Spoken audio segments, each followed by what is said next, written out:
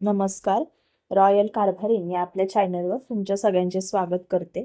विशाल संध्याचे 12 भाग आधीच अपलोड केलेले आहेत. विशाल संध्या मर्यादित प्रेम भाग 13. संध्या आणि विशाल दोघं लवबर्ड्स एकमेकांच्या मिठीत गाढ झोपले.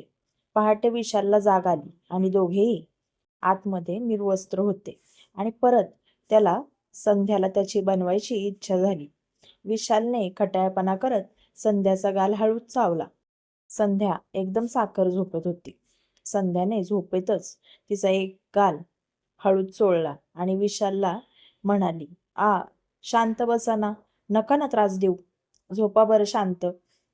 असं म्हणून त्याच्याकडे तिने पाठ केली आणि त्याचा हात तिच्या छातीवरती ठेवला आणि घट्ट पकडून झोपली. विशालला तर आता खूप आनंद झाला. विशालने परत खटाळपणा करत तिची छाती दाबायला लागला. संध्याने पटकन त्याचा हात पोटावरती ठेवला आणि मग विशालने तिला भरपूर गुदगुल्या केल्या आणि संध्या खूप हसायला लागली. विशालने तिला स्वतःकडे वळवलं आणि तिला म्हणाला, संध्या मला पाहिजे. संध्या तिची चादर थोडीशी वरती घेत त्याला म्हणाली, तुम्ही माझ्यापासून महिनाभर लांब राहणार होतात ना? कसे राहणार होता तो?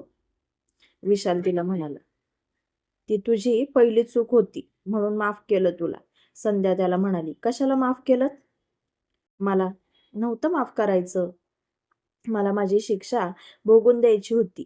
विशाल तिचं नाक चिमटीत पकडत तिला म्हणाला, संध्या ही शिक्षा तुझ्यासाठी नव्हती तर ती आपल्या दोघांसाठी होती आणि तुझ्याशिवाय लांब राहणं मला अशक्य आहे आणि परत मी ही शिक्षा कधीच स्वतःला देणार नाही.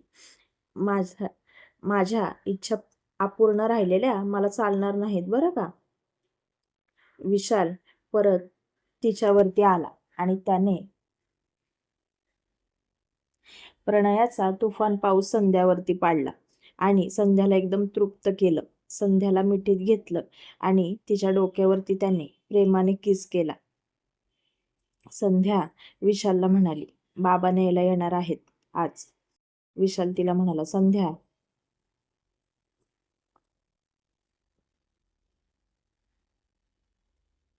मला अजिबात करमणार नाही तुझ्याशिवाय. आणि किती दिवस जाणार आहेस? संध्या म्हणाली, येईल की 2-3 दिवसांनी. आणि तुम्हाला पण बोलवलं आहे बरं का. घरी कधी याल तुम्ही? विशाल तिला म्हणाला, 2 दिवसांनी मला सुट्टीच आहे, तेव्हा येईल सासरवाडीत माझ्या, तेव्हाच तुला पण घेऊन येईल इथे. संध्या त्याला म्हणाली, आलात ना तर मग गॉगल लावून या, मग मला तुम्ही खूप आवडतं, तुमच्याकडे बघतच बसावंसं वाटतं. माझे हिरो आहात ना तुम्ही. विशाल तिला म्हणाला, हो का, मग हिरो गॉगल लावतो, मग हिरोईनला पण एक गॉगल आणला पाहिजे ना. संध्या त्याला म्हणाली, आणा की मग. स्वतःला कसं घेतलात त्या दिवशी आणि मला का नाही घेतला? विशाल तिला म्हणाला, आणेल बर का, एकदम मस्त झकास गॉगल माझ्या लाडक्या राणीसाठी घेऊन येईल मी. असं म्हणून त्यांनी संध्याच्या पटकन तोंडात तोंड घातलं आणि संध्या अजिबात त्याला किस करताना रिस्पॉन्स देत नव्हती. विशाल तिला म्हणाला, असं काय करतेस? संध्या त्याला म्हणाली, आता गप्प बसा ना, बास झालं की. विशाल तिला म्हणाला, 3 दिवसाची कसर एकदाच भरून घेऊ दे की मला. संध्याने घड्याळ पाहिलं तर सकाळचे 6 वाजले होते. विशाल तिला म्हणाला, संध्या अजिबात घड्याळ बघायचं नाही. संध्या म्हणाली, असं काय करताय, उठू द्या ना मला. विशाल म्हणाला, अजिबात नाही उठायचं. संध्या तिचे दोन्ही हात त्याच्या गळ्यात टाकत म्हणाली, आहो पण तुम्हाला ड्युटीला जायचं आहे ना आजपासून, मग स्वयंपाक पाण्याचं तुमच्या नाश्त्याचं बघते जरा, आज तुमच्यासाठी नाश्ता मी करणार आहे. विशाल म्हणाला, हो का, आज माझ्या राणीच्या हातचा नाश्ता मला मिळणार आहे का खायला? चांगलंय चांगलंय, बघू तरी हाताला किती चव आहे. असं म्हणून त्याने संध्याचा हात हळूच चावला आणि संध्या म्हणाली, व्हा बाजूला. पटकन उठली आणि साडी पटकन अंगाला गुंडवून तशीच पळत बाथरूममध्ये गेली. केसावरून पाणी घेऊन बाहेर आली. विशाल त्याचा आवरण्यात मग्न होता. संध्या तिच्या साडीचा पदर तोंडात पकडून पटापट कपडे घालायला लागली. विशालने पण लगेच मागे पाहिलं. संध्याने केस धुतले होते आणि काय ते रूप! संध्या नुकतीच आंघोळ करून आली होती आणि पटापट कपडे घालत होती. तिच्या हालचाली पाहून विशाल एकदम घायाळ होत होता.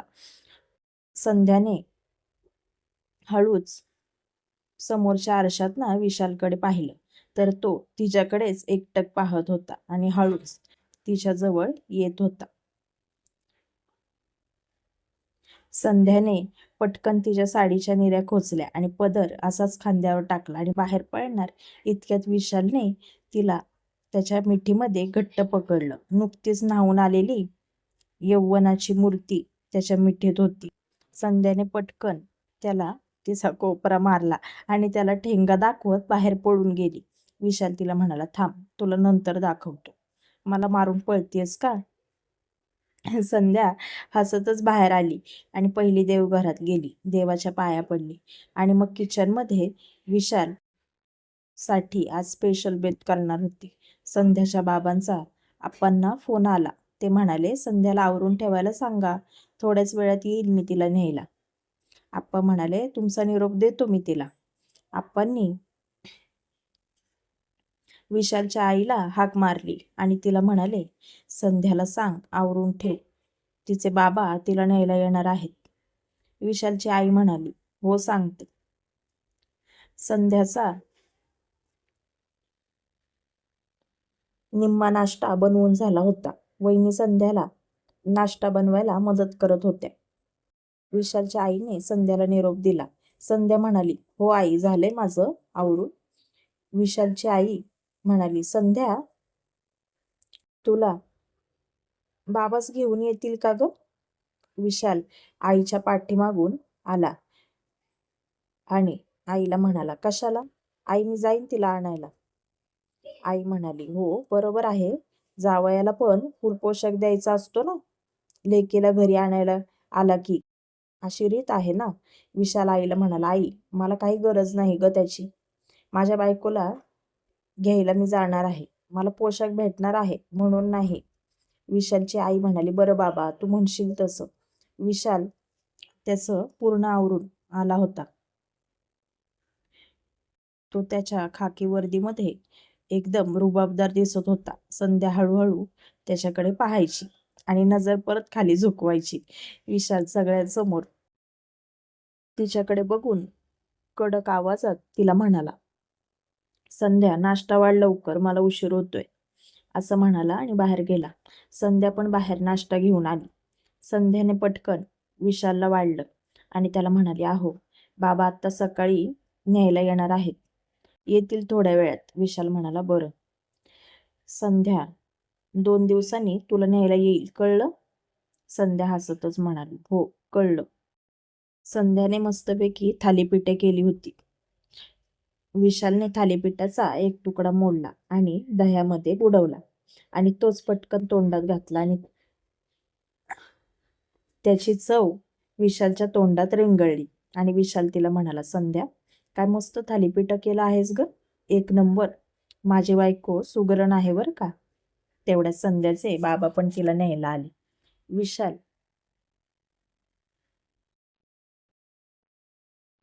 संध्या आणि विशाल शेजारी शेजारी बसले होते आणि संध्या त्याला थालीपीठ वाढत होती. दोघे पण एकदम आनंदी दिसले बाबांना. बाबांना कळून चुकलं, त्यांचा संसार मार्गी लागला आहे. त्यांनी देवाचे आभार मानले. आप्पांनी संध्याच्या बाबांना हाक मारली. संध्याचं पण लक्ष बाबांकडे गेलं. संध्या बाबांकडे पळतच आली आणि बाबांना मिठी मारली. विशालचा पण नाश्ता करून झाला होता. तो सुद्धा तिथे आला. बाबांना नमस्कार केला. आप्पा संध्याच्या बाबांना म्हणाले, या संध्याने मस्त थालीपीठं केली आहेत, ती खाऊन बघा आणि तुम्ही सुद्धा नाश्ता करायला बसा, आम्ही पण बसलो आहोत. संध्याचे बाबा आप्पांना म्हणाले, नको आप्पा, मी आत्ता नाश्ता करत नाही आणि आम्हाला उशीर होईल ना घरी जायला. संध्या, तू आवरून ठेवला आहेस ना बाळा? संध्या म्हणाली, हो बाबा, आवरून ठेवलंय मी, पण तुम्ही नाश्ता करा ना, थोडंसं खा. बाबा नकोच म्हणत होते, पण संध्या परत म्हणाली, बाबा माझ्यासाठी खा ना. विशाल पण तिथेच होता. त्यांनी पण आग्रह केला त्याच्या सासऱ्यांना आणि बाबा म्हणाले, बरं खातो, थोडंसं आण. बाबा आप्पा शेजारी शेजारी बसले. दोघांना पण संध्याने नाश्ता वाढला आणि सगळ्यांनी थालीपीठं खाल्ली. सगळ्यांना पण थालीपीठं खूप आवडली. सगळे खाताना संध्याचं कौतुक करत होते. संध्याला पण खूप छान वाटलं. संध्याने पण नाश्ता केला. विशाल बेडरूममध्ये होता. त्याची कॅप घ्यायला गेला होता. संध्याला त्याने हळूच इशारा केला, आतमध्ये ये. संध्या सुद्धा तिची बॅग घ्यायला आतमध्ये गेली. विशालने ती आतमध्ये आल्यावर पटकन तिला जवळ ओढलं आणि तिला म्हणाला, संध्या मला 2 दिवस अजिबात करमणार नाही. संध्या त्याला त्याचं डायलॉग मारत म्हणाली, मी असं म्हणाले होते तर मला काय म्हणाला होता तुम्ही, आठवतंय का? विशाल तिला म्हणला, काय म्हणालो होतो ग मी? संध्या विशालला म्हणाली, मला असं म्हटला होता की आधी मी होतो का, तेव्हा कशी राहायचीस? असं संध्या अगदी त्याची ॲक्शन करत त्याला सांगत होती आणि विशाल तिच्याकडे बघून बारीक डोळे करून गालात हसत होता. संध्या त्याला म्हणाली, मी फक्त 2च दिवस जाणार आहे. मला पण नाही करमणार तुमच्याशिवाय. संध्याने विशालच्या गालावर एक किस केला आणि त्याला म्हणाली, आय लव्ह यू विशाल. विशाल पण संध्याला म्हणाला, आय लव्ह यू बायको आणि आय मिस यू. असं त्याने तिच्या ओठांवरती किस करत तिला म्हणाला. दोघे पण बाहेर आले. संध्याने सगळ्यांचा निरोप घेतला आणि बाबांसोबत निघाली. विशालकडे पाहून तिने त्याला बाय केलं. विशाल सुद्धा त्याच्या ड्युटीला निघून गेला. संध्याचा पण प्रवास खूप छान झाला. ती तिच्या घरी पोहोचली. तिला पाहून आईला खूप आनंद झाला आणि तिची बहीण आणि तिचा भाऊ शाळेत गेलेले होते. संध्याने आईला मिठी मारली. आईची प्रेमाने चौकशी केली. आई पण तिला म्हणाली, कशी आहेस ग संध्या? घर कसं आहे? माणसं कशी आहेत? आणि विशालराव समजून घेतायत ना तुला? संध्या हो संध्या आईला म्हणाली, हो ग आई, किती प्रश्न विचारशील? सगळे छान आहेत आणि हे सुद्धा खूप समजून घेतात मला. थोडासा राग आहे नाकाच्या शेंड्यावर, पण तो लगेच जातो. संध्या असं म्हणाली तर आई बाबांना दोघांना पण हसायला आलं. आई म्हणाली, हो का? बरं संध्या, तू पण नीट वाग बाई, उगाच जास्त ताणायचं नाही. आपण पण, समजलं? संध्या आईला म्हणाली, अगं अगं आई, एवढं काही नाही ग. संध्या मनातच म्हणाली, आईला काही सांगायला नको, नाहीतर आई त्याच्यावर मला खूप लेक्चर देत बसेल. आई संध्याला म्हणाली, हातपाय धू, तुम्हाला दोघांना पण जेवायला वाढते. संध्याच्या आईने दोघांना पण जेवायला वाढलं. संध्या आईला म्हणाली, आई तू पण बस ना आमच्या सोबत. आई म्हणाली, नको, होऊ दे तुमच्या दोघांचं, मग मी बसेन जेवायला. संध्याने तिच्या बाबांकडे पाहिलं तर बाबांनी कधीच सुरुवात केली होती जेवायला, पण आईला ते काहीच म्हटले नाहीत. तिला पटकन विशालची आठवण आली आणि तिच्या डोळ्यात पाणी आलं. मनातच म्हणाली, आत्ता हे असते ना तर आधी मला जेवायला बस म्हटले असते. खरंच आई बाबा तुमचे जावई लाखात एक आहेत. त्यांना खूप काळजी आहे माझी. संध्याने आईला बळबळ जेवायला वाढलं आणि म्हणाली, तू पण आमच्या सोबत बस, कशाला मागे राहतेस? आणि हे दोघे जण शाळेतनं कधी येणार आहेत? आज उशीर झाला त्यांना घरी यायला. संध्याची आई म्हणाली, अगं त्यांच्या शाळेत त्यांचा एक्स्ट्राचा क्लास आहे, त्याला बसणार होते वाटतं. मला सांगून गेलेत की उशीर होईल म्हणून. संध्या म्हणाली, बरं ठीक आहे. संध्या बाबांना म्हणाली, बाबा मला यांना फोन लावायचा आहे, तुमच्याकडे यांचा नंबर आहे ना? बाबा म्हणाले, हो, येताना जावई बापूंनी नंबर सेव्ह करून दिला आहे फोनमध्ये, लावते त्यांना फोन. संध्याने विशालला फोन लावला. रिंग वाजत होती, पण विशाल त्याच्या कामात होता म्हणून त्यांनी फोन उचलणं टाळलं. संध्याने परत त्याला 2दा फोन लावला, पण विशालने फोन घेतलाच नाही. संध्या म्हणाली, जाऊ दे, काहीतरी कामात असतील, लावतील नंतर पाहिल्यावर. बाबा संध्याच्या आईला म्हणाले, संध्या आली आहे ना, तर जरा बाजारात जाऊन येतो. घरात काय सामान नाही आहे त्याची लिस्ट करून दे, घेऊन येतो सगळं. संध्याची आई म्हणाली, हो ठीक आहे, देते. तोपर्यंत संध्याचे बहीण आणि भाऊ सुद्धा आले. दारात संध्याची चप्पल बघून ताई ताई करत बाहेरनच ओरडत आले आणि संध्याच्या गाड्यात पडले. तिला मिठी मारली. संध्याला पण तिच्या बहिणीला भावाला भेटून खूप आनंद झाला. संध्यानी पण त्या दोघांना जवळ घेतलं आणि त्यांना मिठी मारली आणि त्यांच्या दोघांच्या पण गालावर एक छोटीशी पापी घेतली. दोघे पण संध्यापेक्षा लहान होते, त्यामुळे संध्या त्यांचे खूप लाड करायची. मोठी ताई होती ना ती, आणि त्या दोघांची पण संध्या खूप फेवरेट होती.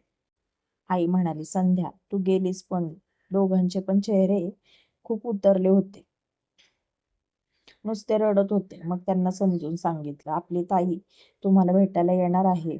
तेव्हा कुठे शांत झाले. संध्याचा भाऊ संध्याला म्हणाला, ताई आता तू इथेच राहणार ना ग?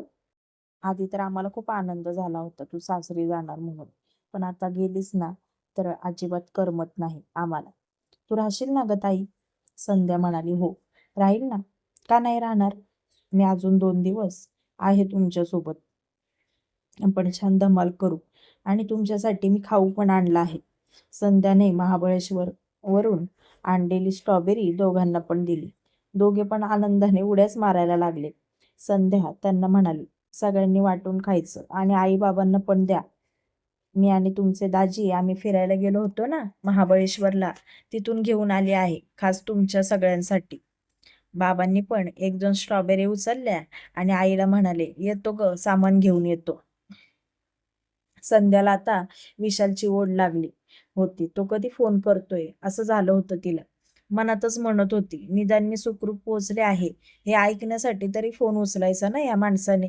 पण अजिबात नाही फोन उचलला.